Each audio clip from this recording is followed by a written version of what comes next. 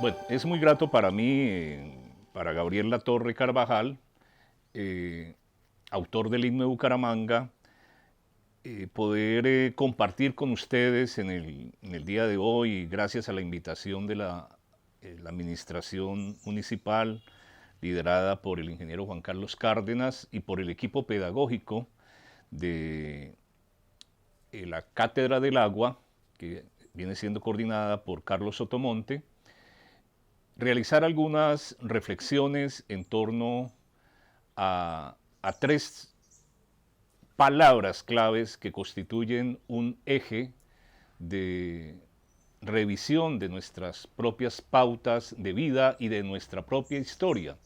Y esas tres palabras son agua, cultura y territorio. Cuando nosotros hablamos de agua, tenemos necesariamente que hablar de vida.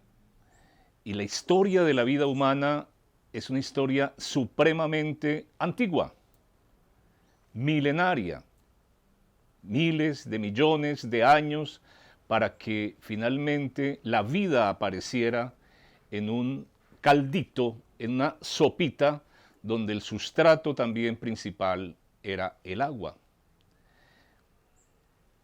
El agua es nuestra principal fuente de vida y desde las etapas más antiguas de construcción social de los seres humanos, de los grupos humanos, en todos los lugares, en todos los confines de la tierra, el agua fue considerada una deidad, una diosa, una divinidad creadora de la vida.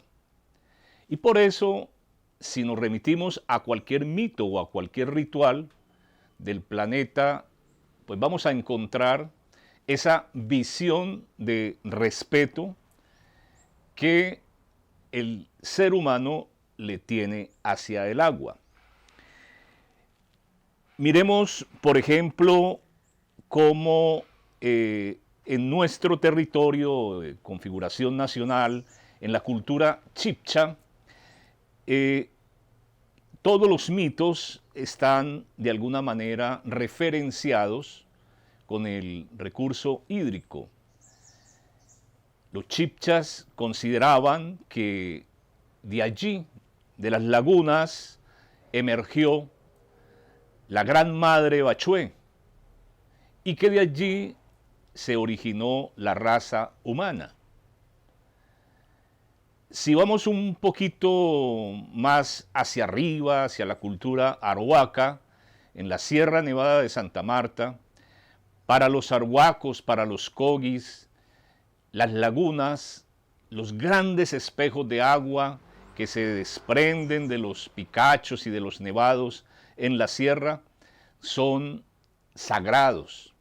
Existen unas pautas de relación en la medida en que esos grupos sociales, en este caso esos grupos indígenas ancestrales, consideran que el agua es definitivamente la fuente de la vida. Una apreciación que la ciencia, pues igualmente valida desde otros órdenes de la construcción del conocimiento y del pensamiento.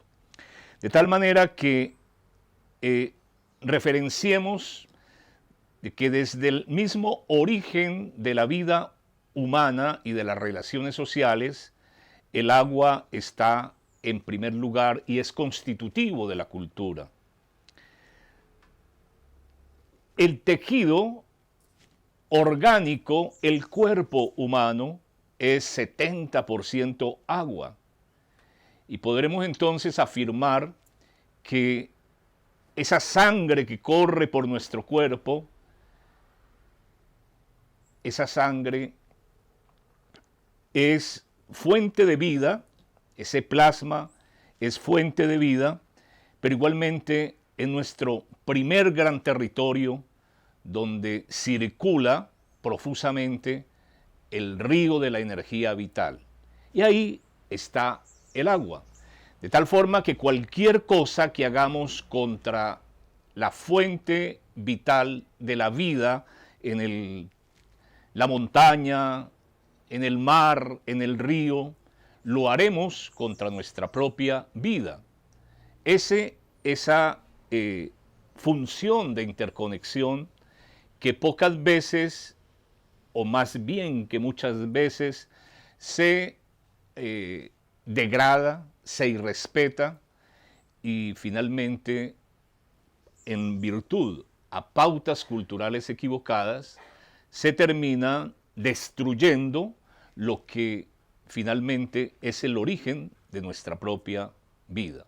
De tal forma que son percepciones del orden cultural que tenemos que revisar autocríticamente para medir qué hemos hecho con esa fuente de vida y qué tenemos que hacer además para restaurar, reconstruir y entregarle a las próximas generaciones unas fuentes hídricas restauradas, recuperadas y vitales. Hay que recordar, por ejemplo, que en las tradiciones míticas, las culturas indígenas que circundan el río Amazonas consideran, por ejemplo, que el río Amazonas se creó a partir de un árbol gigante que tocaba el cielo y que algún día, en un juego de la fauna, terminaron derribando ese árbol y de allí nació el gran río Amazonas y que de los brazos de ese árbol nacieron las quebradas, los arroyos, de tal forma que ellos jerarquizan que hay un gran tronco de donde se hizo el río, se formó el caudaloso río Amazonas y hay unos brazos de donde se hicieron los riachuelos, los arroyos, las quebradas, las lagunas. Una forma mítica de poder interpretar la configuración en este caso, de los ríos, y una forma de pensamiento asociada al respeto, a la distancia que hay que tener frente a ese elemento vertebral de la naturaleza y de la geografía. Si vamos un poco hacia Centroamérica, vamos a entender de que no siempre las comunidades, en este caso ancestrales, han sido respetuosas. Debemos recordar que hay páginas de la historia de la cultura maya donde se registraron conflictos supremamente fuertes, guerras entre comunidades, entre pueblos de la cultura maya, por el agua, en virtud a que se presentaron grandes sequías. Y esas sequías estaban asociadas a que en buena parte parte de los pueblos mayas utilizaban los árboles, la madera, para beneficiarla de forma pulverizada en procesos constructivos y fueron acabando con los bosques. Al ir acabando con los bosques, fueron acabando con las fuentes de agua. De tal manera que estos conflictos que hoy vivimos territorialmente por el agua, no podemos decir que nacieron ayer. Están de alguna forma asociados y tienen un origen en comportamientos culturales de los grupos poblacionales que de alguna manera están configurados o asignados dentro de un territorio, dentro de un grupo poblacional. Quiero insistir en que la palabra cultura es una palabra matriz. Es una palabra que nos está definiendo los valores, nos define las percepciones, nos define las construcciones, los imaginarios y las formas de pensar, de sentir y de actuar frente a la naturaleza. Y de ahí la importancia de revisar los contextos culturales para poder interpretar también el origen de los conflictos y darles una salida inteligente. Siempre hay que pensar en que la forma de pensar inadecuada nos lleva a actitudes equivocadas, pero que también la forma de pensar inteligente nos debe llevar a tener estados de bienestar y de equilibrio ambiental.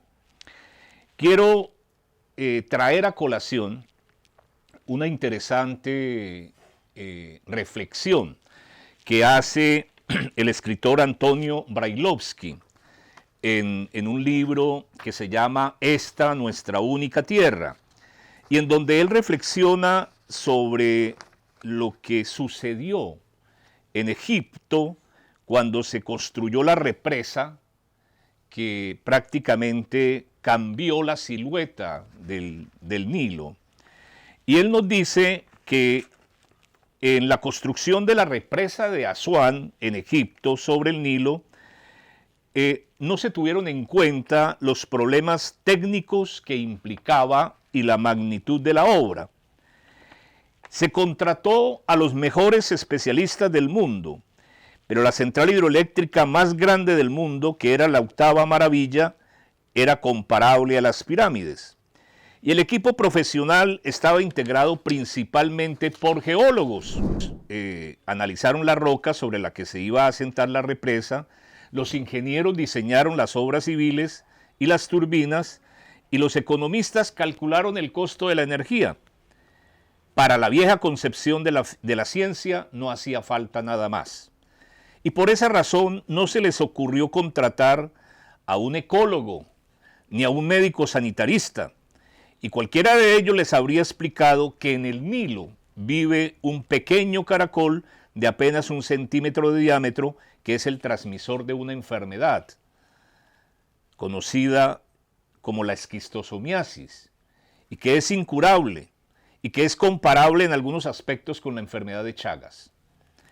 Y ese caracol prolifera en aguas lentas, y como el Nilo tenía aguas relativamente rápidas, había muy pocos y solamente podían reproducirse en algunos remansos que no abundaban demasiado. La represa, al cortar transversalmente el río, hizo más lentas sus aguas, y el resultado fue una explosión demográfica de caracoles e inmediatamente cientos de miles de personas contagiadas por la enfermedad. Y lo peor es que la esquistosomiasis no era desconocida en Egipto, sino que era endémica. Se dice que la momia de Tutankamón muestra las lesiones características de esta enfermedad y que Napoleón llamó a Egipto el país de los hombres con reglas por haberlos visto orinar sangre, que es uno de los síntomas. El impacto ambiental de la represa no se acabó allí, porque también prescindieron de la presencia de un agrónomo. Si lo que vamos a hacer es producir electricidad y no aumentar los cultivos, ¿para qué podría servirnos un agrónomo? Y de ese modo no se enteraron de que la agricultura egipcia dependía completamente de las inundaciones anuales del Nilo que fertilizan las orillas en este país de suelos arenosos.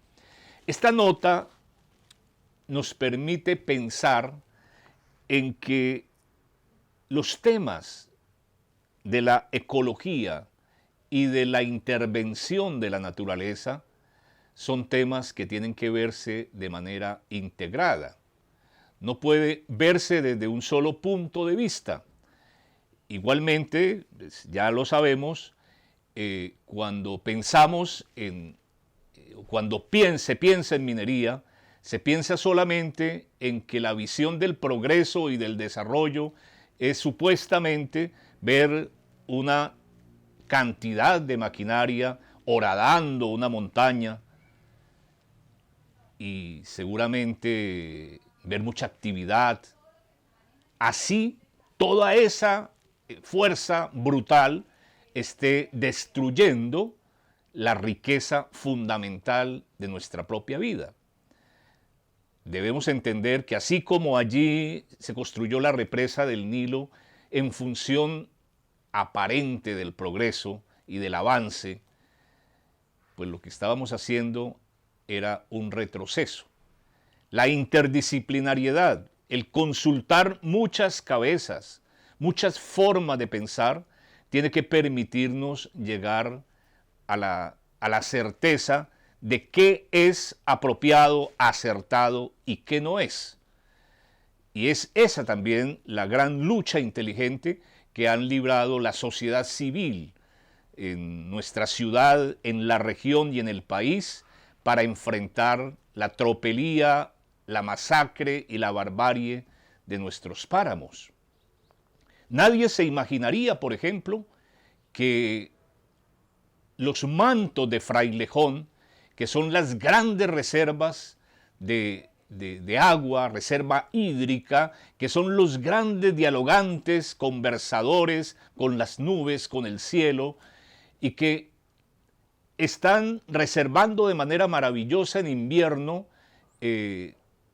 toneladas de agua en todos los páramos de Colombia, fuese a caer en la dentellada criminal de una compañía minera que además viene de un país desertizado, de un país en donde jamás nosotros hemos ido a los Emiratos, a Abu Dhabi, a buscar los oasis para envenenarlos.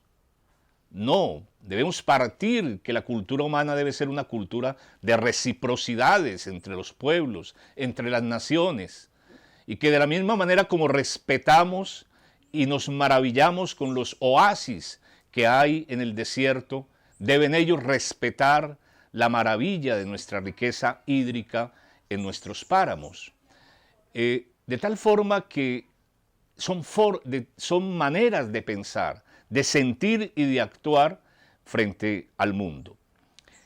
Hay un detalle que quiero compartirlo, y es que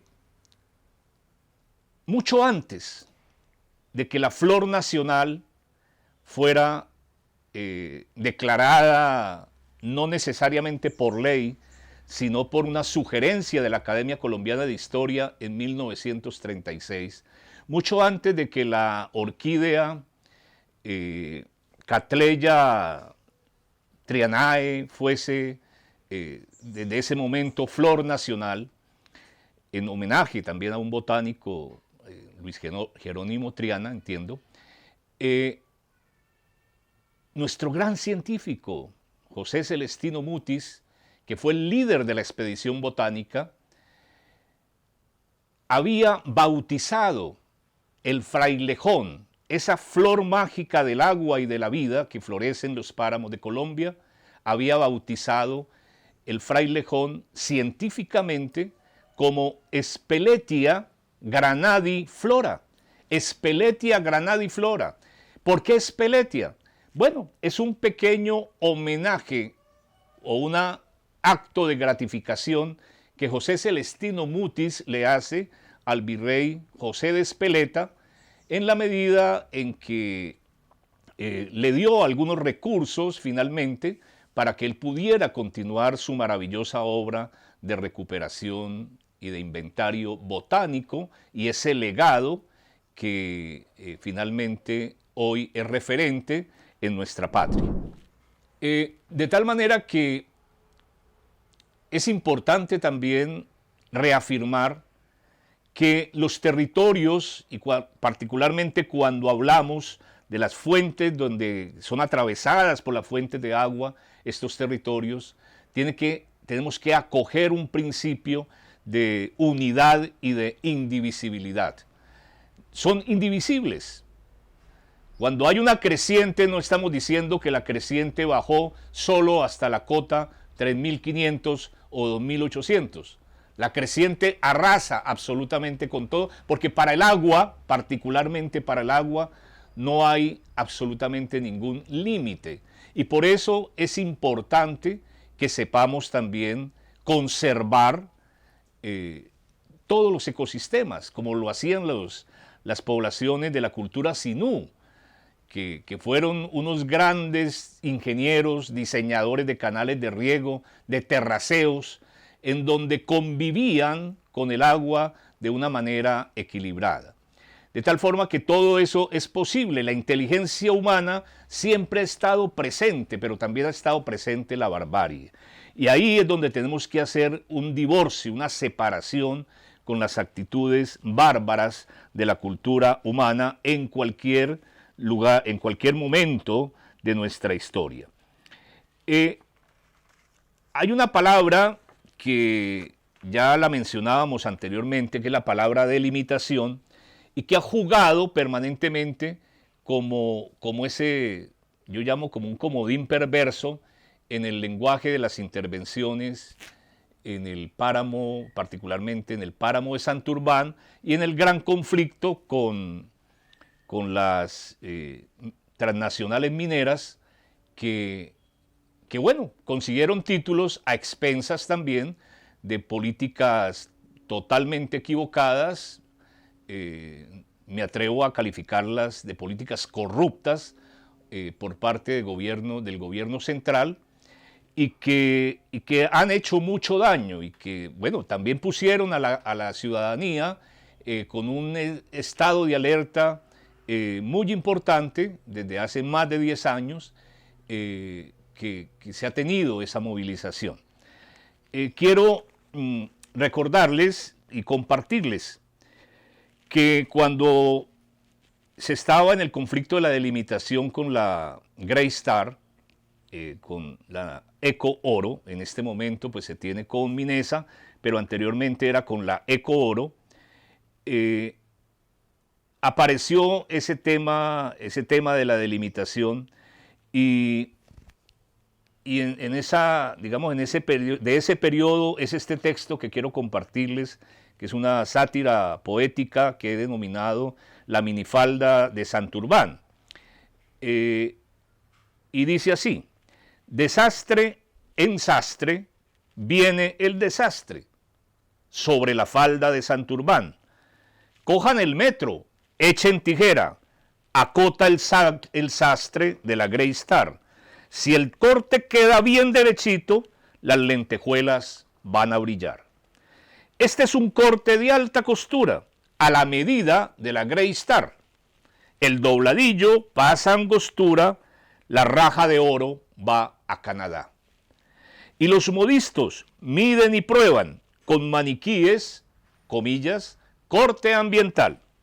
Más arribita, más abajito, trazan y trozan a Santurbán. Desastre en sastre viene el desastre sobre la falda de Santurbán.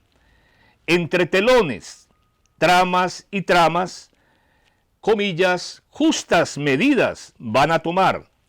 Con 10,000 bastan, es buena anchura, y de la altura no hay que opinar. El dobladillo pasa angostura y la raja de oro va a Canadá. Más arribita, más abajito, el ojo de agua se va a secar. Cuando el cianuro toque su lengua, la canadiense dirá goodbye, goodbye. Bueno, esta era una sátira que en su momento escribí sobre el tema de que la delimitación, el concepto de la delimitación, no responde al criterio de que un ecosistema debe verse como un solo cuerpo, integrado. Y voy a poner un poco la analogía de la acupuntura en la ciencia médica, la técnica acupunturista. Somos canales, de tal manera que el terapeuta de la acupuntura interviene un canal desde el pie, y ese canal puede fácilmente estar llegando a una parte del cerebro o estar llegando a una parte del sistema digestivo. ¿Por qué razón? Porque somos ese sistema nervioso y esos canales neurales que en apariencia no se ven, pero que eso lo determina solamente el estudio profundo. cuando se solicita un estudio hidrogeológico del todo el cuerpo territorial, es porque sabemos que el agua contaminada de una posible intervención minera a gran escala va a terminar en las bocatomas de los acueductos de cualquiera de las poblaciones que circundan todo el cuerpo territorial, en este caso del páramo de Santurbán.